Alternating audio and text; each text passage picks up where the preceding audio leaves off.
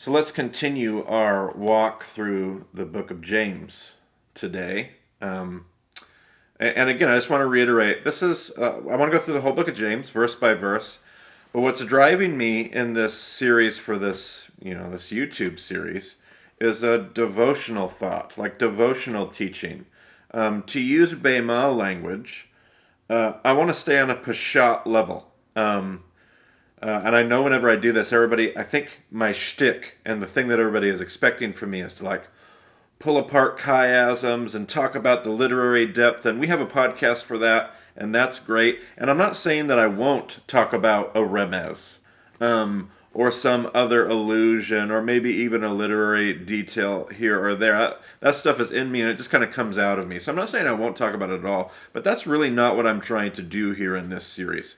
I'm just staying on a real surfacey devotional level, and I'm doing it on purpose here because I feel like just on a PaRDeS level, sometimes I think we can miss stuff once we become trained in finding all the and if you're sitting here today and you're like, what are you talking about? What does PaRDeS mean? And what is remez? And either, you may not have listened to my podcast, or you're not that far into session 3 yet. I mean, that's like 100 episodes in before you get to that. If you're not even sure what I'm talking about, I'll link an addendum video that I did to talk about PaRDeS, and PaRDeS is actually what it's referring to. So I'll put a few links in the show notes here and there that you can see. I keep saying show notes, the description of the video, and you can look at that. But I really, this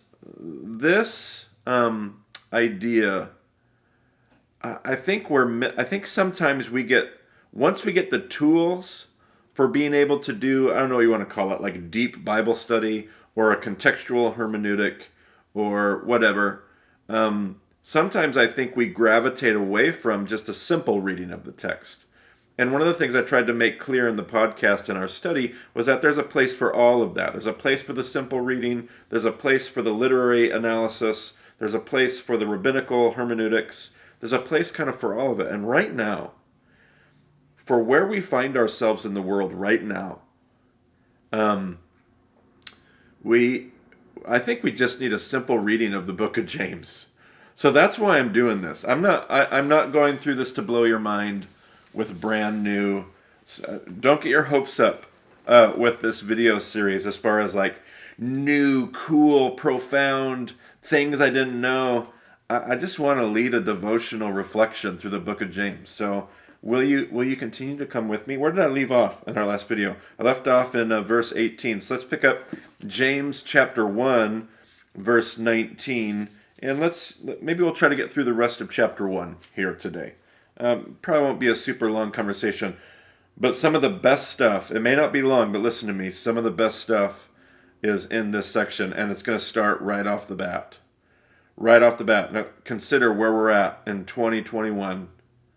Consider where we're at with Facebook and Instagram and the memes and the short videos and the stories and all the social and the internet and all the things. Listen, my dear brothers and sisters, take note of this. Everyone should be quick to listen,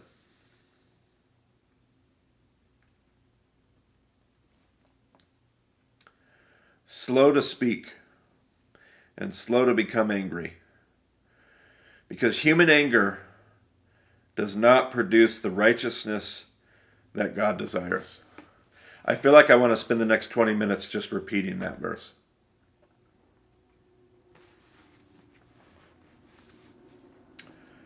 My dear brothers and sisters, take note of this. Everyone should be quick to listen, slow to speak, and slow to become angry. Because human anger does not produce the righteousness that God desires. I feel like maybe, I don't know if there's a more damning verse in the Bible for our current state of culture. And I'm not talking about, I'm talking about all of us. man, all of us, myself included.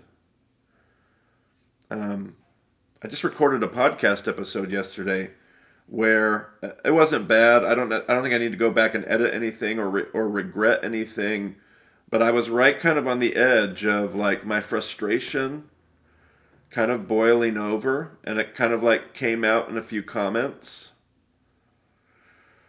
So I'm talking about me. I'm talking about us. I'm talking about conservatives, and I'm talking about progressives. I'm talking about all of us. I'm mainly talking about Americans, just because I'm not nearly as familiar with. I even have listeners and new friends in Canada, and their culture is in so ways so wildly different than ours. So I'm really talking about our American cultural context, but I'm also assuming that God probably has something for you in your own unique context. But my goodness, American Christianity. I work with college students, young adults, trying to navigate the deconstruction thing that's going on in the world. My dear brothers and sisters, take note of this. Everyone should be quick to listen. Now, listen to me. If you're hearing that verse and you're like, yeah, the other side, they need to learn how to listen, then you don't get it. Then you don't get it. If you're sitting in your institutional church world and you're a pastor or you're a leader or you're a member of a congregation that's just like, I love Christianity and church and it's awesome and people just need to learn how to listen, well, you don't get it. And if you're like a progressive that's critiqued all that and you're like, man, I can't believe those evangelicals and they just don't, they need to learn how to listen. I think all of us, and I just used two groups. I put it on a bifurcated linear spectrum, but I don't think any of us are hearing that passage if that's where we're at. I want us to be challenged by the very first verse. This video might be longer than I thought. My dear brothers and sisters, take note of this. Everyone should be quick to listen,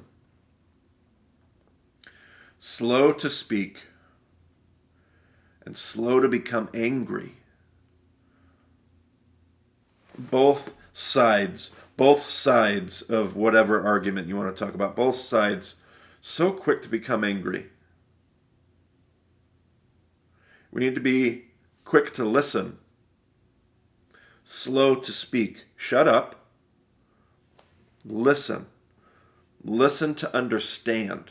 The two words I've been talking about a lot this year are curiosity and empathy. Curiosity and empathy. Curiosity and empathy. What are we talking about?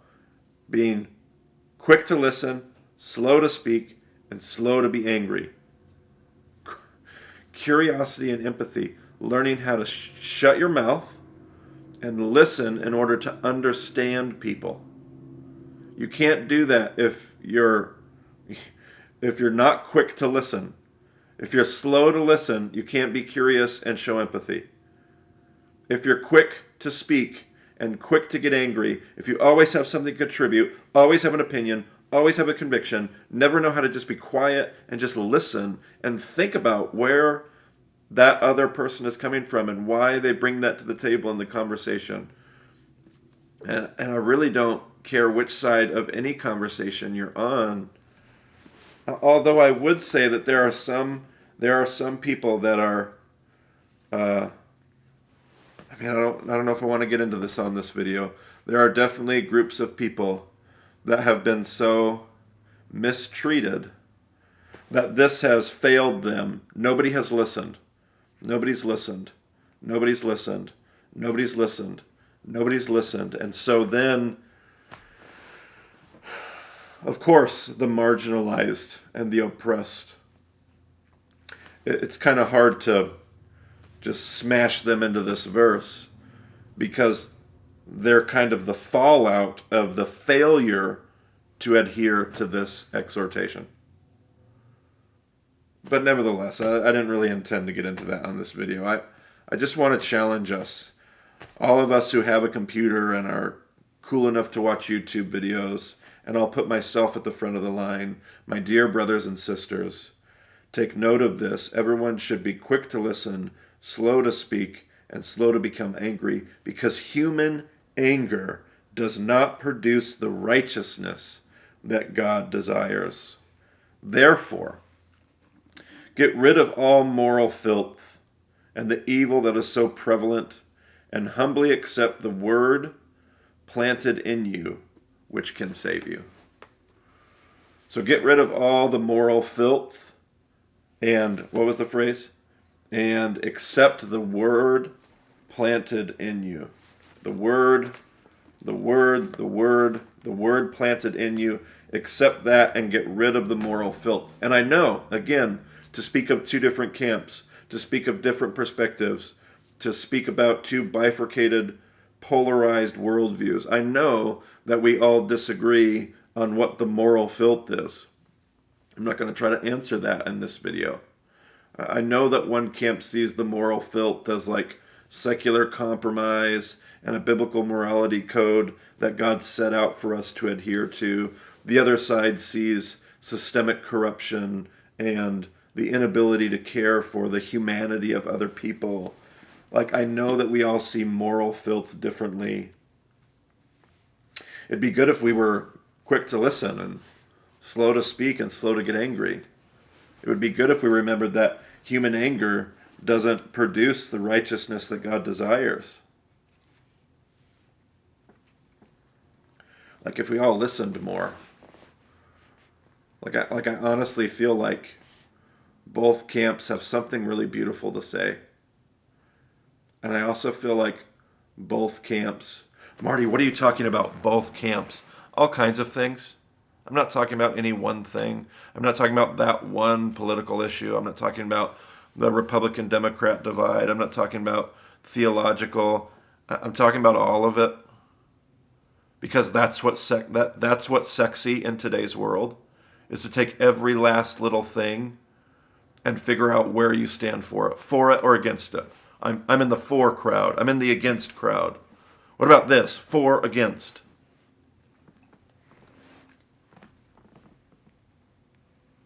So, I mean, the moral filth. Get rid of the moral filth.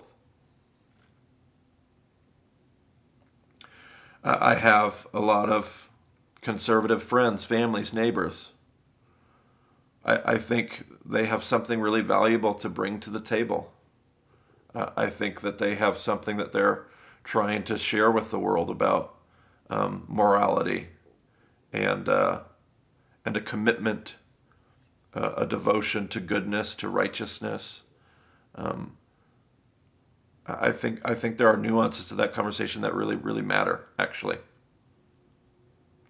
I also have very progressive friends and family and neighbors.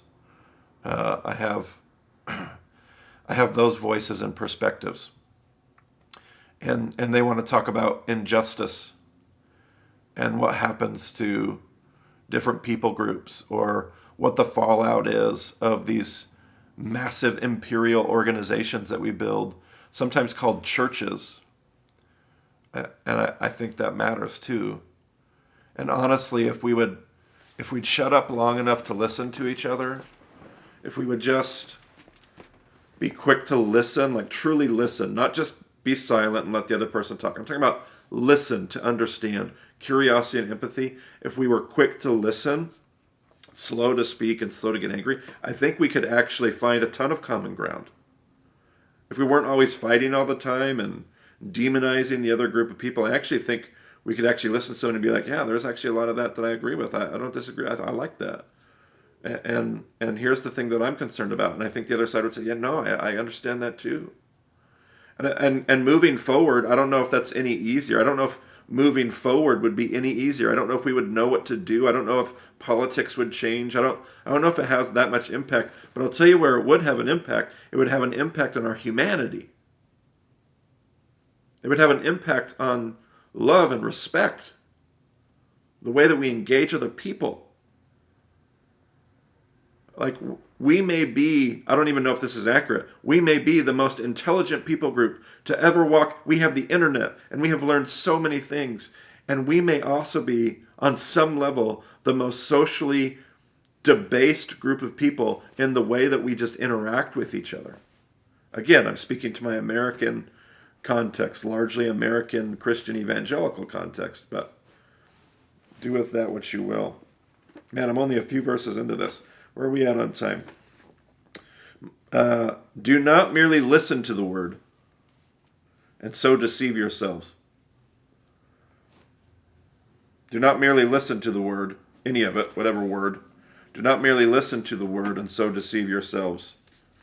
Do what it says. James is spitting straight fire here. This is good stuff, and it's really not all that poetic or profound. But boy, for our world, I know you've heard this verse before. I know you've heard that before. I know you're like, yeah, I get it. Stop and listen and consider. Think about and contemplate.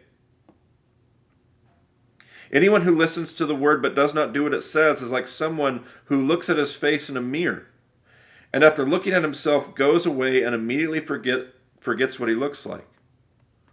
But whoever looks intently into the perfect law that gives freedom and continues in it, not forgetting what they have heard, but doing it, they will be blessed in what they do. I feel like part of what James is saying here is when you look at the word, when you study the word, what you get, and I would say this applies to Jesus, when you study the Christ, this person in whom the fullness of God was pleased to dwell, this person who is the reflection, as Hebrews 1:1-3 says, the reflection, the exact imprint of God, the person by him and for him all things were made, the fullness of God was pleased to dwell in him, this person who was Torah wrapped in flesh, John chapter 1. Like when you study the word, when you gaze upon the Christ, when you engage in this like work of trying to like study and imitate and learn and be discipled and grafted and transformed, when you engage in this work, like don't just engage in the work and then as an intellectual exercise, be changed by it. Like the person who just does this is like somebody who looks at themselves in a mirror and then walks away and literally 3 seconds later can't remember what they just saw. That's what we're doing when we study the word, when we gaze upon the Christ. What we're doing is we're seeing who it is we're supposed to be, who we actually truly are, who we were created to be all the way back in the garden. That's what humanity looks like when we study this. So when you study it, when you read the word, when you contemplate the Christ, when you are transformed by the teachings of Jesus, actually be transformed. Actually let those things do what it says. Don't just intellectually engage the word. Go and do what it says. Be changed. There are so many of us that bear the label Christian, and we study the word to just simply reinforce what we already believe. We don't actually engage the word to be different. We don't engage the word like I am truly wanting to be changed by this study today. James is wrecking me on some level. Like James is making me consider where my heart was in my podcast yesterday. I want to be different tomorrow than I am today. I want to be more mature, more refined. I want to have more character, more integrity. Because I engaged in the word, because I studied, I want to be different. And so many of us Christians just study the word to simply know more about what I believe, not to be changed, not to actually change what we believe, because that needs to happen too. There are new things we need to learn. There are things we need to change about our belief and our action. And too many of us just go to the scripture simply to just hear what it says, just so that I can like know more or be affirmed. Do what it says. And James is saying that because he's assuming that we would be changed, that we would be different. Those who consider themselves religious and yet do not keep a tight rein on their tongues. Those who consider themselves religious and yet do not keep a tight rein on their tongues deceive themselves, and their religion is worthless. So James started this whole conversation by saying, be quick to listen, slow to speak, and slow to get angry, because human anger does not produce the righteousness that God desires. Be quick to listen, slow to speak, and slow to get angry. Religious people, he says. He comes back to the same idea. Religious people, he says. People who consider themselves religious and yet do not keep a tight ring on their tongues. So James says, be quick to listen, slow to speak. Quick to listen, slow to speak. And yet people who consider themselves religious but don't keep a tight ring on their tongues do not find themselves slow to speak. People who are slow to listen but quick to speak, but they consider themselves religious, James says, whatever religion that is, that religion is worthless. If that is your religion, if you are religious, but you are quick to speak and slow to listen, James says, I don't know, that religion is worthless. Religion that God our Father accepts as pure and faultless is this: to look after orphans and widows in their distress, and to keep oneself from being polluted by the world. And again, we're all going to argue about what pollution from the world looks like. Be quick to listen, slow to speak, slow to get angry. Don't just listen to the word, go do it. Anybody who considers themselves religious but can't be quick to listen and slow to speak, who can't shut their mouth and be aware and be respectful and be open, that religion is worthless. Because the religion that matters is that you would actually go out and care for the brokenness of the world, for the injustice of the world. It'd be to help orphans and widows in their distress. Like, of all the things that James could have chosen to say, this is what good religion looks like, that's what he chooses. It's a life that's changed on behalf of others. He could have talked about worship. He could have talked about, like, their understanding of a sacrificial system. James probably written, I've never even considered whether or not James has written pre or post destruction of the temple, but there are a million things that he could have talked about. He could have talked about sacraments. He could have talked, and this is James, like the Jewish James talking to his Jewish audience in the Jewish church. He could have talked about kosher law. He could have talked about like James's audience is a Jewish Torah observant audience. Like, think of all the things in Torah he could have mentioned: clothing, temple service, kosher law, cleanliness laws, and yet what he picks is taking care of orphans and widows. He picks the part of the law that speaks about relationships and how we treat other people. Like, religion is only worth anything, James says. If your religion is just about words, who cares? It's worthless. The only religion that matters is a religion it's quick to listen, slow to speak, slow to get angry, and produces a life that's changed on behalf of others. It's not changed. It's not talking about a life that's just changed in an abstract vacuum. Like, if you were just to exist on a blank screen, you're more holy, you're more righteous, you're more observant, you're a better Christian. He's not like the kind of person that is changed in relation to how they treat other people. Do you see how this is all related and all interconnected? This is one of the passages that drove me to do this video series. I feel like there's so much we need to learn in those verses, and really just in that one verse alone. Our culture this is the last thing. That's the last way you would describe our culture. We're not quick to listen, or slow to speak, or slow to get angry. We're the opposite. We have a hard time listening to anybody. We're quick to speak, and we get angry on a whim. And we don't know how to treat people. Either side, right or left, conservative, progressive, doesn't matter. We don't know how to treat people. You can see I'm passionate about this right now. I'm frustrated because I want us to do better. We can do better as God's people. We can do better as churches. We can do better for everybody that claims to follow Jesus, and even people who don't. I'm speaking to us as Jesus followers. We can do better. That's my fiery devotional rant today from the book of James. I pray that that God uses it and weeds through all my ego and frustration. That human anger doesn't lead to the righteousness that God desires. May God lead us to the righteousness that he does desire. And I hope that as we passionately pursue that, that's what will happen. Thanks for today. We'll keep on moving next time through James. Talk to you then.